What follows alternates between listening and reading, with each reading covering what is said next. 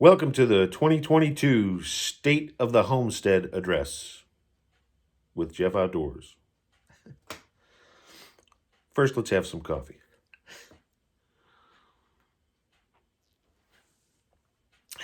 It's a Nicaragua coffee bean. Dark roasted. I roast my own coffee, but this is not my roast. This is local roaster in Holmes County here. And it's good. I don't put anything in my coffee, FYI. No sugar, no cream, nothing. Black gold. Just brew it and done. So, the state of the homestead. It is officially Sunday, January 9th. It is 41 degrees, 98% humidity. On the outside, we have a current wind of about 2 miles an hour. It is raining, and they're forecasting some rain throughout the day, turning possibly into snow overnight here in northern Ohio. Not too far from Canada, but not quite the Great White North. So, State of the Union, where are we at? It is January, it's 2022, which is mind-blowing enough for me. I don't know about you, but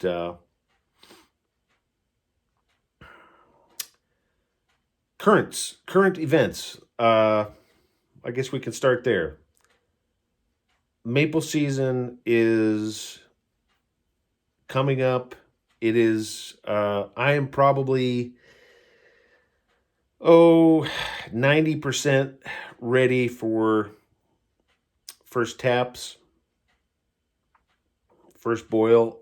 There is a filtration setup that I am wanting to have in place prior next weekend.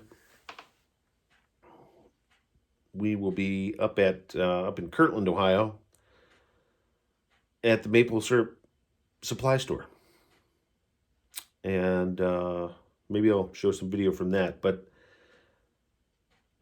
we will probably be at about close to 50 taps this year, which is a lot of sap, and I'm a one-man show. So that should be good. The new evaporator, wood-fired, is pretty much ready to go. I've been gathering some scrap wood from the Amish wood shop here locally. It's free, it's just stuff that they're going to junk or burn up anyways.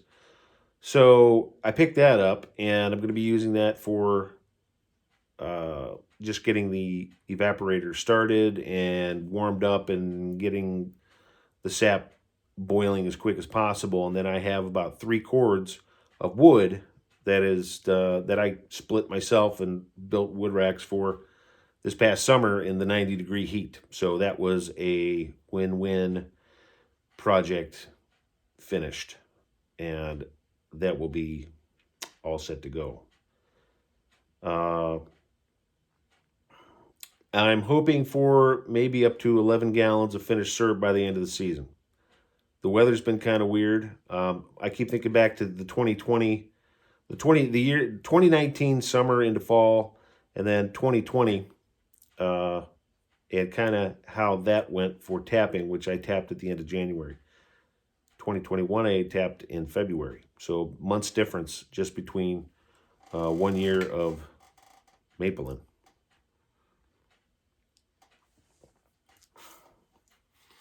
So that is set to go. Last night, I went ahead and racked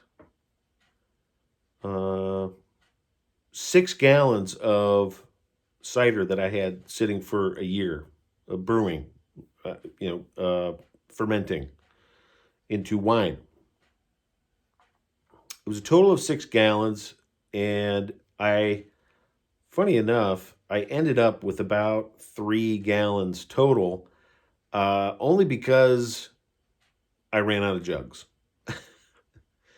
I thought I had a couple more half-gallon jugs sitting around, so I had a little bit extra that I threw out after cleaning up the jugs and everything.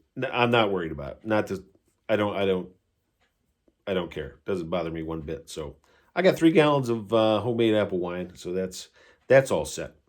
Um, and that is another uh, project in for the year.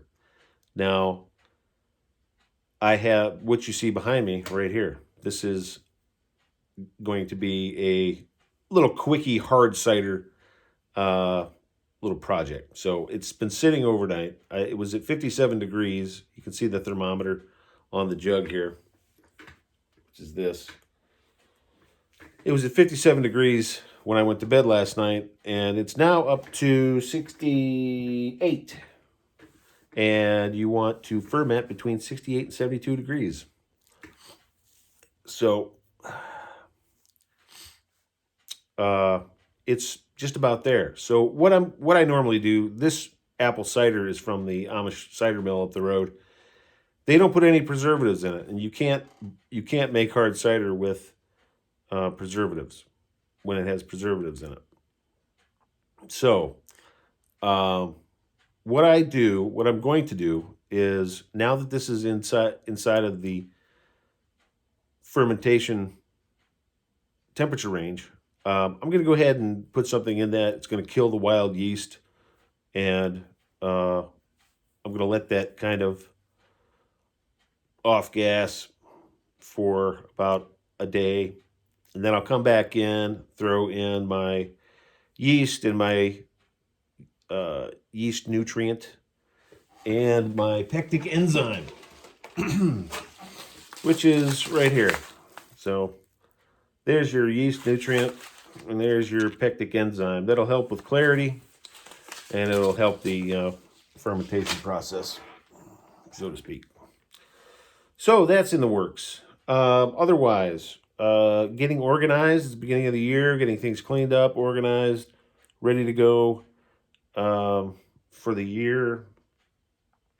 We've got salt for the. I have a gravel driveway, but I use salt. If it gets icy, so we got salt stocked. We've got a lot of food preps. We have. I use oil lanterns, so I've got plenty of oil. I've got several oil lanterns. By the way, if you're looking for an oil lantern right now, good luck. I was lucky to get some a couple years before the pandemic. Now, since the supply chain stuff has screwed up a lot of things, first off, the cost of a Fewer Hand oil lamp went from $35 2 years ago to now $50. It's pretty crazy, because they're nowhere to be found, and the ones that do get hiccuped and spit out into the market are expensive. So good luck on that. But I do have those stocked. I keep oil lanterns stocked pretty religiously, and the oil stocked pretty religiously. So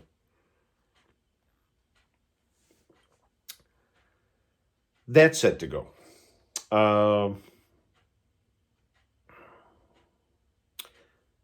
The John Deere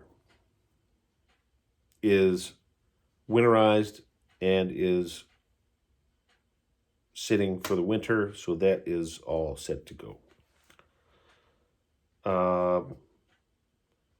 Focusing on this new year, always having in the back of the mind about planting season, which is for me not until May.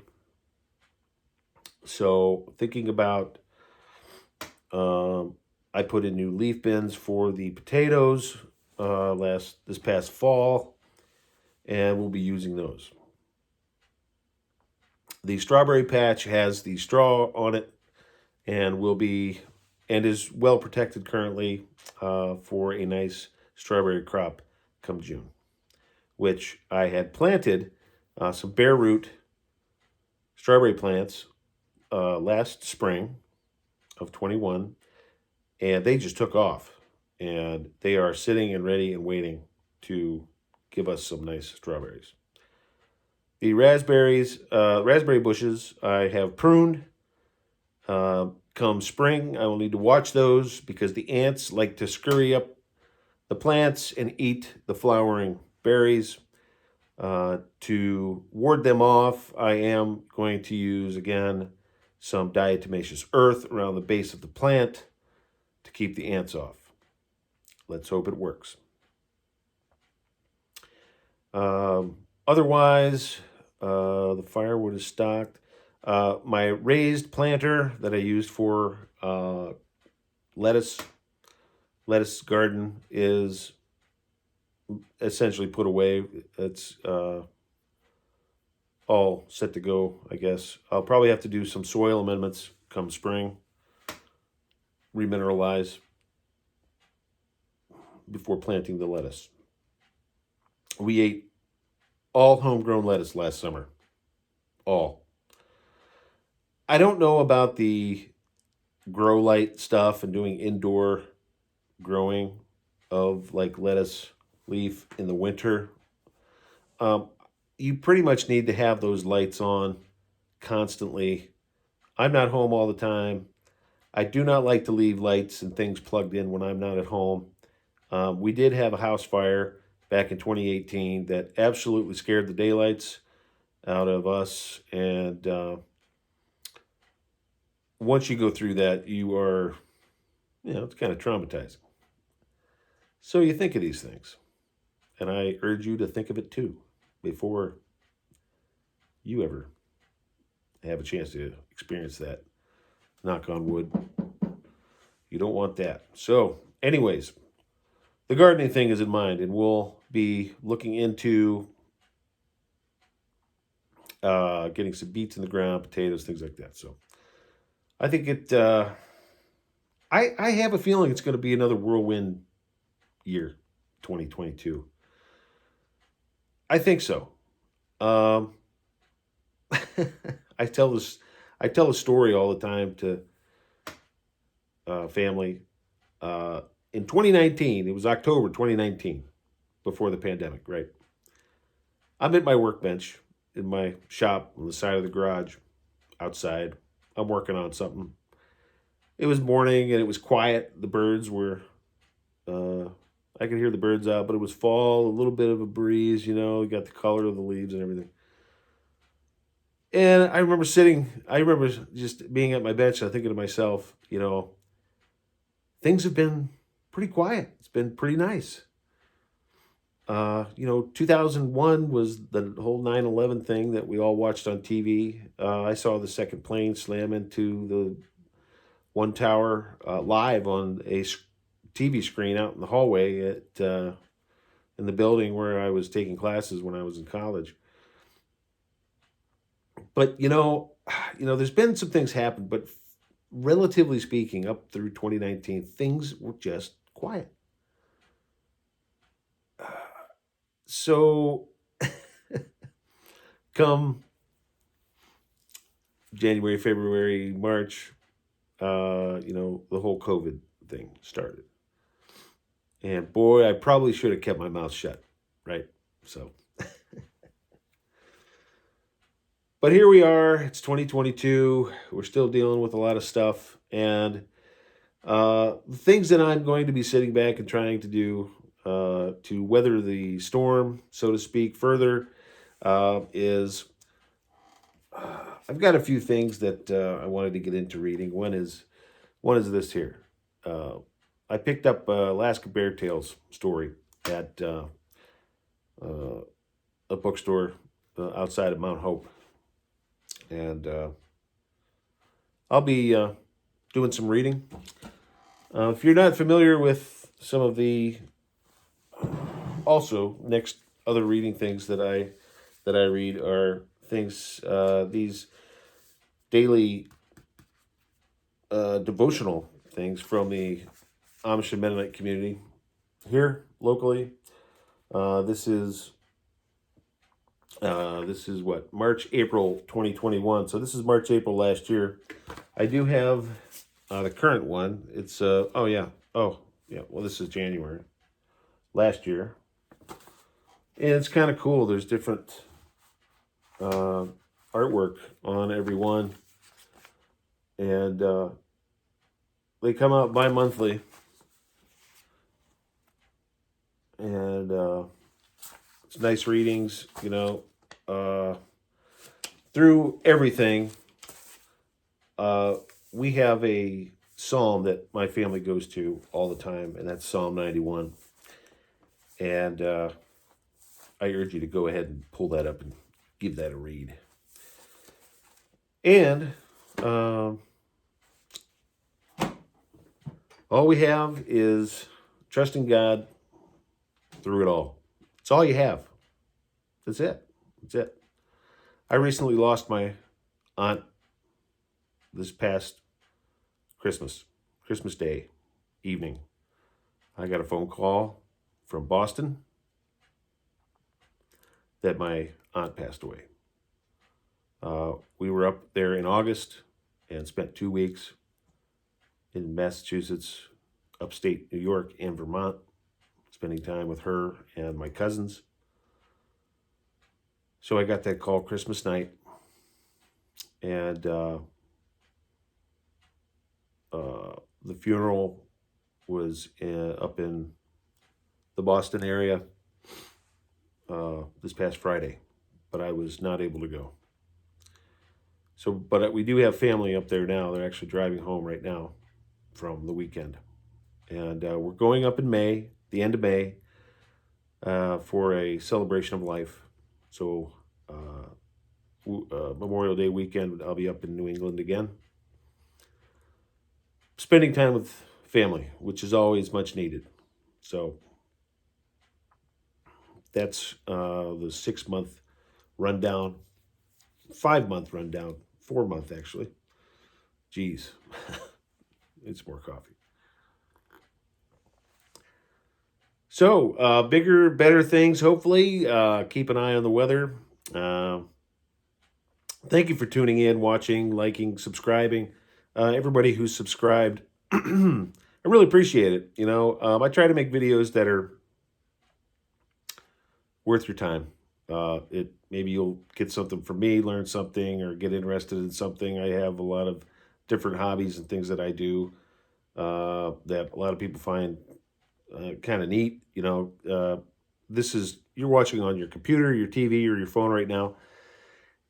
You got to step away from the old TV and screen every once in a while. So don't watch too much, but do stop back in. And we'll see you on the next one. This has been the State of the Union 2022 for Jeff Outdoors. And we'll see you on the next one. Cheers.